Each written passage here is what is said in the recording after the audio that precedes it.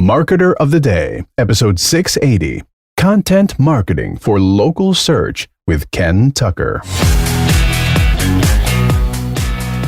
Welcome back. Content marketing and local search expert Ken Tucker is here with an important question, and that's, who's your ideal customer? What are they searching for?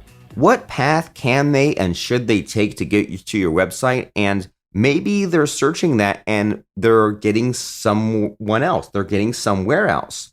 Is someone out there searching divorce attorney in Austin, Texas? Is someone searching plumber in Norwich, Connecticut?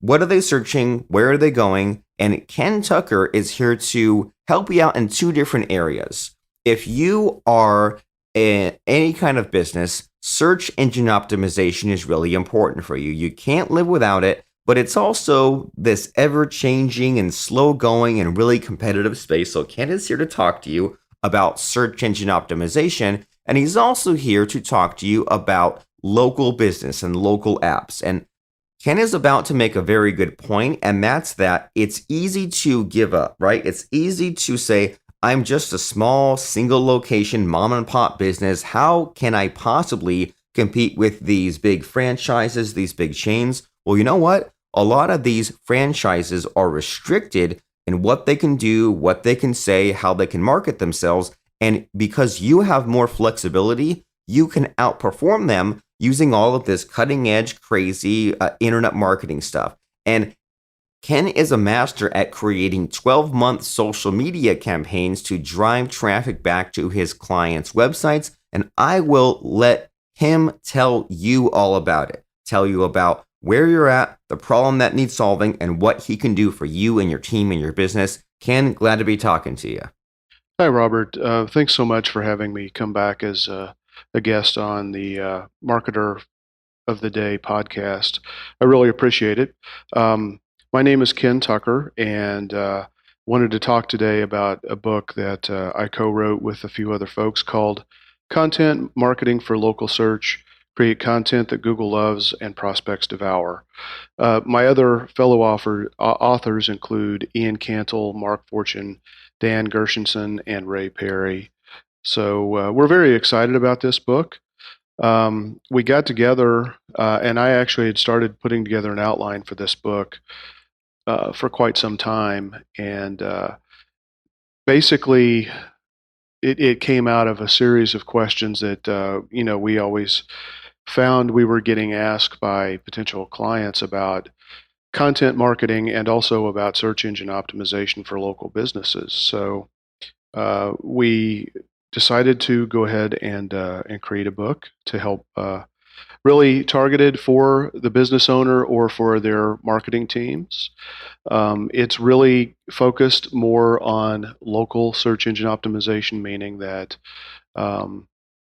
if you do business in a local area, it could be that you have a service area, or it could be that customers come to your place of business. So as an example, if you're a local painter or roofer, you're going to cover maybe a 25, 50-mile radius around where you work out of, whether that be your home or an office. Or if you're a restaurant or even a CPA, or a clothing boutique or places like that where people go to your place of business, we feel like, that's a completely different SEO strategy. And so we really wanted to talk about that. There's a lot of advice that's out there in regard to SEO. It can almost be overwhelming. And, so we also thought this would be a great opportunity to kind of pull something together and make it easier to understand and digest for local businesses and their marketing teams. And, we still think that content is the biggest driver for search engine optimization, and it's also the biggest driver for engagement. So content continues to be the most important. The old adage, content is king, which gets a little tired, but it still seems to be true. So our goal with this book was to provide actionable items or things that businesses could implement, demystify what SEO is, especially local SEO, and empower businesses on how they could do this for themselves. Or if they're focused on working in their businesses, then at least having a strong enough understanding of what they need to be asking for when they are hiring a company to do their SEO strategy. So, what do we cover in the book? There are a lot of different topics that we cover, again, because we were trying to provide something that kind of integrates a lot of different topics to make it actionable. So we obviously talk about what content marketing is. We talk about what search engine optimization, also known as SEO, what that is, and how it really starts with strategy. In fact, strategy is search engine optimization's best friend, because when you start to think through strategy, it really gives you the ability to get those keyword phrases that are going to be driving your ideal customer, getting people to stay on your website and engage with content on your website instead of immediately bouncing, and or filling out a bunch of forms and generating activity, but not really for the things that are the most meaningful for your business. We also spend a lot of time talking about why search engine optimization matters so much for local businesses. In fact, we think that it's a great way for a local business to beat a lot of the behemoths that are out there. A lot of franchises make the mistake of they build beautiful websites. They give the franchisee a lot of great marketing tools, but when it comes to being found online and local SEO, they usually tie the hands of their franchisees considerably. And so, how can a local business outperform and outrank some of these giant, big behemoth companies? We think that local SEO is the key to that. And certainly, we encourage franchises to turn on the ability for their local franchisees to be able to do local SEO. So they could still get a lot out of this book as well. In my last podcast with you, Robert, I talked about things like clarity of message, understanding the problems you solve, and the importance of targeting your ideal clients. These are all elaborated on considerably in this book. So if people remember that podcast, they might want to go back, because that was a little bit more about messaging and clarity. But this talks about how you take that and then implement it through a content strategy to make your website findable. So content and SEO both help most small businesses. Now, it's going to depend on the typical customer journey and how short or long that might be. There are definitely things that you need to do if, for example, if you're a restaurant and you do a search on their phone to find a restaurant near where they're physically located because of the phone GPS to go eat lunch, then an SEO strategy is probably not the most important thing for you. As a matter of fact, for restaurants, I'm not sure how important SEO necessarily is, unless you're just a very unique type of restaurant, and even then, I don't know that it's going to be the big difference maker for you. But if you're a CPA or you're a home remodeler, then it's super important to have a local SEO strategy, so that when people type in a phrase like accountant city name or roofer near me, that you're going to have content that's going to help you rank for those searches. And more, the businesses that are dominating that, I think, are gonna come out ahead. So when it comes to local content, you have to create certain types of content to be on your website to help you be found for those search phrases. Social media is typically not enough for most businesses. Now, for a restaurant, yeah, that might be a great way to go. But again, if you're a roofer, home remodeler, CPA, business attorney, bankruptcy attorney, whatever it might be, Social media, while it's great and it has its benefits, it's not enough. As a matter of fact, I think that content that you put on your website can help drive your social media strategy considerably, because when you write really great, interesting, valuable, meaningful content as blog posts that you put on your on your website, and then you promote that out through social media, now you've got, I think, a real powerhouse. As a matter of fact, we typically build out 12-month campaigns to keep driving traffic back to the website through social media, in social media campaigns every time there's a blog post. So it's a super important source of traffic, but it's not enough to help you rank. You need to create content that's going to be interesting and relevant, and meaningful, which, oh, by the way, helps you rank, but promote that out through social media so that you increase the visibility of that. We talk a lot about, what SEO is, the nuances of it, and again, just kind of give several examples of, what local SEO is and why it's important.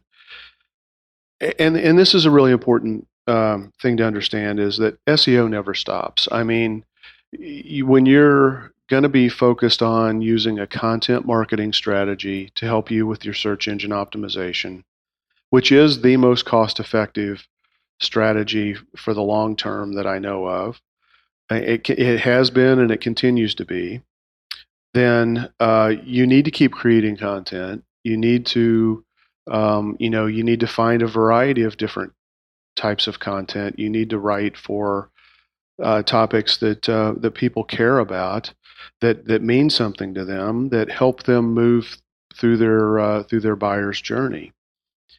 The other thing to keep in mind about SEO is, while this isn't necessarily a content play, it never stops either, because your competitors never stop. They're going to continue to do things to improve their search rankings.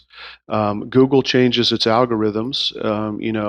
There are minor tweaks that happen almost daily at this point, and there are major releases in the algorithms that are happening, maybe every 6 weeks or so. So it's not something that you can just set and forget. This is something that's an ongoing strategy. But it is typically, when you can be found organically, it's more important, because so many people disregard paid ads. They recognize them for what they're at, and what they are. They don't want to engage with a paid ad. They would rather find somebody through an organic search. So super important. So we also spend a decent amount of time in this book talking about how to create and providing tips on creating good, effective content. One thing to keep in mind is, to really talk about the problems that you solve. This is really important for SEO. People typically look at different layers of a problem, right? They may not consciously do this, but it's going to show up in their search behavior. Sometimes it's as simple as expressing, an external need or pain. I've got a toothache. But frequently, why people buy and who they buy from is based on the internal problem. So if you're somebody who has a great anxiety about going to the dentist, or find that going to the dentist is extremely painful, if the dentist creates content to help them rank for those ideal clients that want to come to them because they want to experience pain-free dentistry or anxiety-free dentistry, the internal problem becomes very, very important.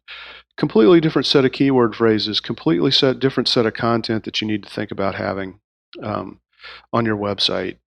So it's really important to think about, who your ideal client is and what are they typing in. Don't fall into the trap of using the language of your business. If you're a dentist, for example, again, you could get into a lot of technical gobbledygook language that really doesn't mean very much to somebody who's naive, doesn't deal with this stuff on a daily basis. They just have a problem that they need to get solved. It's a really easy trap to fall into.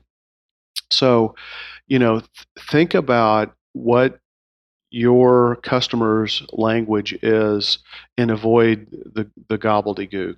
An example I like to give, just because I don't really know what a tuck pointer does, is I think they work with brickwork and concrete maybe in some capacity. They need to describe the solution and the problems that they solve, repairing a chimney or a brick wall, for example, or a foundation. Um, but don't talk always about tuck point. Don't assume that people know what tuck point is.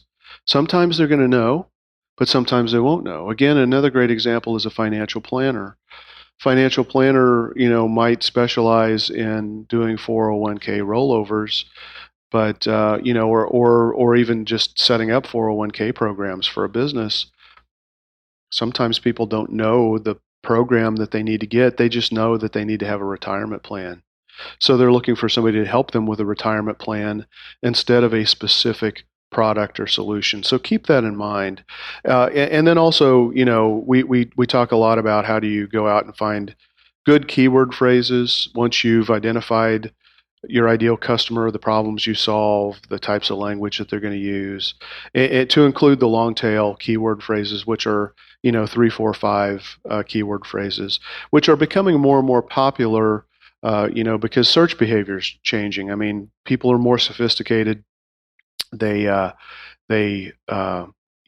been doing searches for a longer period of time. They speak into their phones or into smart devices, smart speakers, and so that's driving a different set of search terms. So think about that. We talk a lot also about the types of content and how most businesses are already creating a massive amount of content. They're just not really repurposing it and using it effectively on the web. You need to pick your channels. So obviously, based on the nature of who your ideal customer is, the type of information that they want to consume is very important. Video has become such a powerhouse, and video is awesome because what it allows you to do is, create a video that somebody could watch, but transcribe it and record it, transcribe it, and then put those words on your website so that Google has something to crawl and understand. Not everybody, is going to learn as effectively by watching a video as reading something either. So it kind of gives you that best of both worlds. The other thing is you can chop up video and repackage it and repurpose it very easily. And then again, you can take those snippets of the video, take the transcriptions, and use those words in a meaningful way. Blogging still absolutely rules. When you look at the number one factor for most businesses from an SEO strategy in terms of building high quality inbound links, it's creating really great, interesting, relevant content that other people want to link to. And, the statistics out there are pretty impressive that, when you blog, it's just naturally going to build links back to your website. Especially now, blogging in and of itself, is going to take time to rank. That's why you need to promote it out through social media. You need to create these social media campaigns to share this information.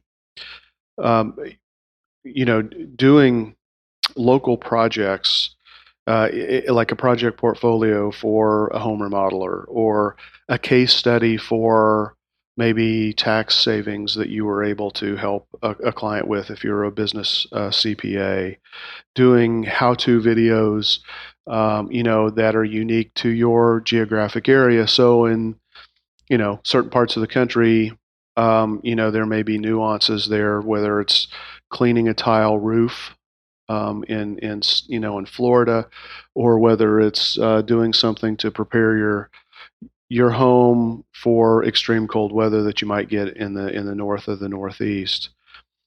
We also talk about creating resource pages. So these are pages that are really designed, like the name implies, to become a resource.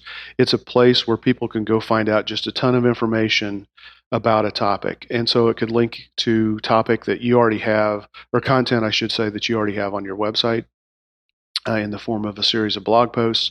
It could link out to some really great authority resources and authority articles that were published by other prominent publications or blogs. And then, last but not least by any means is this idea of we already create a lot of content. Every time we go on a service call, that's content that could be put onto your website. Every time you write a proposal and do custom proposal, that is content that could potentially go onto your website. Every time you answer a customer's problem via email or phone inquiries, that's potential content. So how do so I think the key thing is recognizing that and then capturing that. So service call, once you're done with a service call, if you're a plumber, speak into your phone, do an audio recording, and explain the problem that you just fixed for a customer. Talk about the materials, talk about, the diagnostics that you had to go through, whatever it might be, record it and then send it off and get it transcribed. Transcription services are really inexpensive. I mean, they can be $1 per minute or cheaper, depending on the quality of solution that you want to get. And then you can take that content and either create a blog post from it or combine a couple of these and turn it into a blog post. Likewise, proposals and emails are already written, so it's just a matter of going out and harvesting those and cleaning those up and turning those into blog posts.